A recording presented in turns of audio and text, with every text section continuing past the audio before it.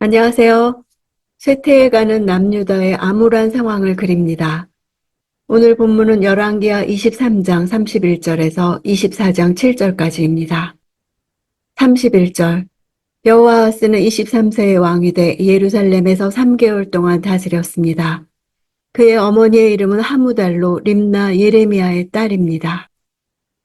여호아하스는 예레미야의 예언에서는 살룸이라는 본명으로 불리웁니다.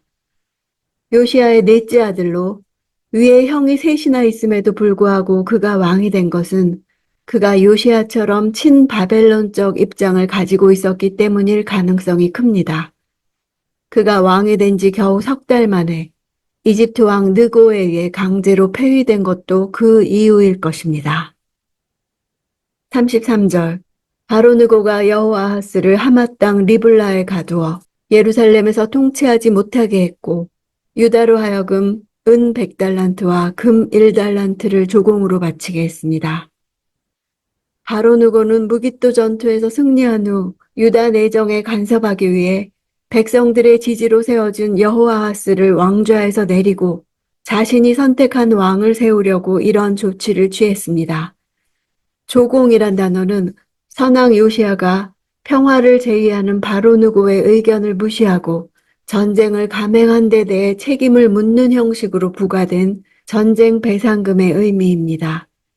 배상금의 액수는 과거 사네립이 히스기야에게 요구한 액수의 3분의 1에도 미치지 못하는 액수입니다. 이는 유다의 경제 사정이 좋지 못했다는 점도 있고 당시 바벨론의 세력을 견제하기 위해 유다의 도움이 필요한 상태였으므로 과도하게 무거운 액수를 요구하지 않은 점도 있습니다. 34절 바로 느고는 요시야의 아들 엘리야김을 그 아버지 요시야를 대신해 왕으로 삼고 그 이름을 여호야김이라고 바꾸었습니다. 그리고 바로 느고는 여호아하스를 잡아 이집트로 갔는데 그는 거기서 죽고 말았습니다. 고대 사회에서 이름을 부여하는 것은 그 대상에 대하여 완전한 지배권을 갖는 것을 뜻합니다. 바로 느고는 남유다가 이집트에 예속된 봉신 국가임을 분명히 하기 위해 유다왕 엘리야김의 이름을 바꾼 것입니다. 여호아하스가 이집트에서 죽은 것은 신학적으로 큰 의미가 있습니다. 이스라엘은 이집트에서 종되었던 생활에서 풀려나면서 민족이 형성되었고 하나님의 백성으로서 가나안을 정복하고 이스라엘이라는 나라를 세웠습니다. 그런데 이스라엘의 왕이었던 여호아하스가 이집트의 포로로 끌려가 그곳에서 죽은 것은 역출애굽 사건으로서 이는 머지않아 이스라엘이 가나안 땅에서 쫓겨나 포로로 끌려가게 될 것이라는 이스라엘 멸망을 상징합니다. 유다는 요시아가 죽자마자 바로 주권을 잃고 이집트의 봉신으로 전락하게 되면서 급작스럽게 멸망의 길로 들어섭니다. 35절 여호야김은 바로에게 은과 금을 바쳤습니다. 그는 바로의 명령대로 돈을 내기 위해 그 땅에 세금을 부과해 그 땅 백성들 각각의 사정에 따라 은과 금을 거두어 들였습니다. 거두어 들였다는 동사는 원래 찌르다라는 뜻으로 강압적으로 과도하게 세금을 징수하는 것을 나타낼 때 주로 사용됩니다. 호되게 독촉하다, 괴롭게 하다란 의미로도 쓰입니다. 이 단어는 출애굽기에서 압제받은 상황을 연상케 합니다. 이런 언어적 유사성은 이스라엘의 상황이 출애굽 이전의 상황으로 돌아갔음을 암시합니다.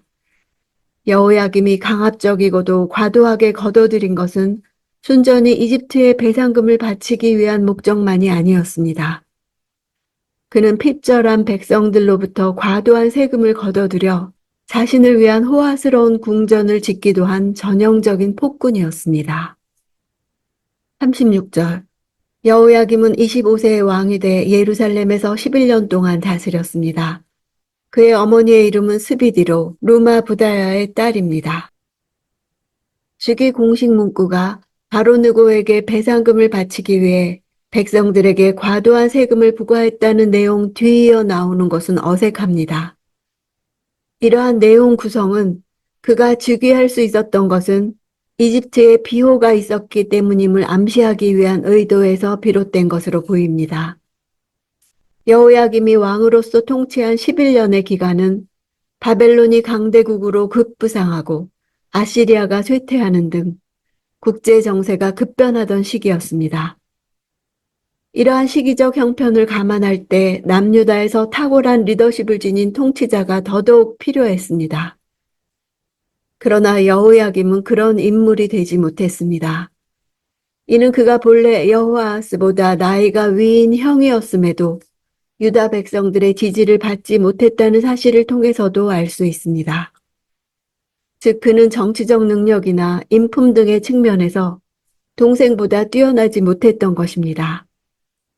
따라서 백성들은 그를 외면하고 동생 여호아하스를 왕으로 삼았는데 그런 그를 이집트 왕 바로누고가 자신의 꼭두각시처럼 사용하기 위해 왕으로 선택하게 된 것입니다.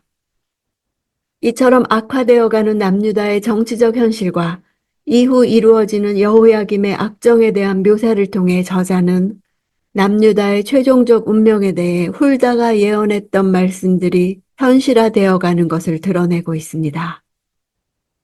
37절 여호야김은 자기 조상들이 그랬던 것처럼 여호와 보시기에 악을 저질렀습니다. 여호야김의 악행은 예레미야서에 잘 나타나 있습니다. 그는 이집트 왕에 의해 유다의 왕으로 즉위한 관계로 이집트의 정책을 그대로 답습하고 백성을 위한 정치가 아니라 자신의 정권을 유지하고 자신을 지지하는 이집트 왕의 선심을 얻기 위한 정책을 고수했습니다. 또한 자기를 위해 백성들에게서 혈세를 뜯어내 궁을 짓고 선지자들과 의인들을 협박하고 죽이기까지 했습니다. 예레미야는 이런 그를 가리켜 무죄한 피를 흘리고 압박과 강포를 행하려 할 뿐이라고 맹렬히 비난했습니다. 그러나 그는 선지자의 비난과 경고에도 아랑곳하지 않는 인물이었습니다. 예레미야가 전한 하나님의 말씀을 기록한 두루마리를 들고 칼로 잘라 불살라 버림으로 하나님 말씀을 철저히 무시하고 회개의 기회마저 상실했던 것입니다. 이때 활동한 선지자로 하박국이 있습니다. 그는 남유다 도처에서 횡행하는 악에 대해 하나님께서 그러한 악을 더 악하고 패역한 바벨론의 손을 빌어 심판하시는 이유에 대해 고뇌합니다. 그러나 궁극적으로 불의와 강포와 심판과 징계의 현실 속에서도 하나님의 의로우심이 역사하고 있음을 인정하고 오직 의인은 믿음으로 살리라는 유명한 말을 남겼습니다. 1절 여호야김이 다스리는 동안에 바벨론 왕 느부갓네살이 침입해 왔습니다. 그래서 여호야김은 3년 동안 느부갓네살의 속국 왕이 됐습니다. 그러다가 여호야김은 마음이 바뀌어 느부갓네살에게 반역했습니다. 바벨론 느부갓네살은 이집트의 바로누고와 아시리아를 격파함으로써 당대 최고의 강대국이 되었습니다. 이러한 시기에 남하하면서 남유다를 비롯한 팔레스틴의 각국을 침공했는데 바로 이때 남유다에 대해 이루어진 공격이 바벨론의 제1차 유다 침공입니다. 이때 성전의 기물이 탈취당하고 다니엘과 세 친구 등 왕족과 귀족들이 바벨론의 볼모로 잡혀갔습니다. 이것이 바벨론 1차 포수입니다. 2절 여호와께서는 갈대아 사람들과 아람 사람들과 모압 사람들과 암몬 사람들을 보내 유다를 습격하게 하셨습니다. 이것은 여호와께서 그분의 종인 예언자들을 통해 하신 말씀에 따라 유다를 멸망시키려고 그들을 보내신 것이었습니다. 본문은 바벨론 2차 침공이 대규모 연합군에 의해 이루어졌음을 보여줍니다. 이 나라들은 이미 바벨론의 속국으로 전락한 나라들로서 남유다 원정 시 바벨론에 의해 동원된 군대들입니다. 여기 나오는 예언자들은 남유다의 멸망을 예언했던 이사야, 미가, 하박국, 예레미야, 스바냐, 훌다 등을 가리킵니다. 표면적으로는 당시 근동의 최강자 바벨론의 느부갓네살이 역사를 좌지우지하는 것처럼 보이지만 그는 단지 하나님의 도구에 불과할 뿐 실제로는 여호와가 주관하심을 보여줍니다. 6절 여호야김은 자기 조상들과 함께 잠들었고 여호야김의 아들 여호야긴이 뒤를 이어 왕이 됐습니다. 여호야김은 무덤에 묻혔다는 표현이 나오지 않습니다. 역대하에 의하면 여호야김은 바벨론의 포로로 끌려가 그곳에서 죽은 것으로 추측됩니다. 이렇게 요시야의 두 아들 중 한 명은 이집트에서, 다른 한 명은 바벨론에서 포로로 생을 마감합니다. 7절. 이집트 왕이 다시는 자기 나라에서 나오지 않았습니다. 바벨론 왕이 이집트의 시내로부터 유프라테스 강까지 이집트 왕의 모든 영토를 차지했기 때문입니다. 바벨론이 팔레스틴 지역에 대한 영향력을 완전히 장악함으로써 지금까지 반바벨론, 친이집트 정책을 펼쳤던 남유다는 이제 이집트의 도움을 전혀 기대할 수 없는 상황에 이르렀고, 동시에 남유다가 바벨론에 의해 멸망할 수밖에 없는 상황에 이르렀음을 암시하는 것입니다.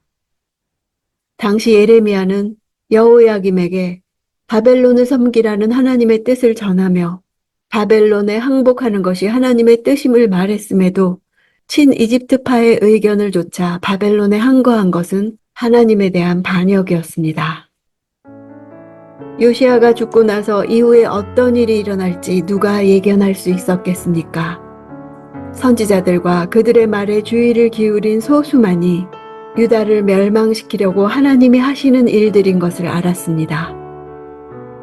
여호와의 말씀을 기억했기에 구체적인 사항과 시기는 몰랐어도 멸망이 오고 있음을 알았습니다.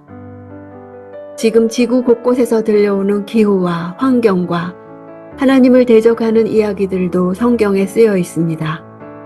난리와 난리 소문이 있을 것이고 불법이 성함으로 많은 사람의 사랑이 식어지는 일이 있을 것이지만 끝까지 견디는 자는 구원을 얻을 것이고 복음이 모든 민족, 온 세상에 전파되는 그제야 끝이 온다는 말씀대로 되어가는 줄을 믿습니다. 어떻게 살아야 할지 말씀해 주신 것입니다.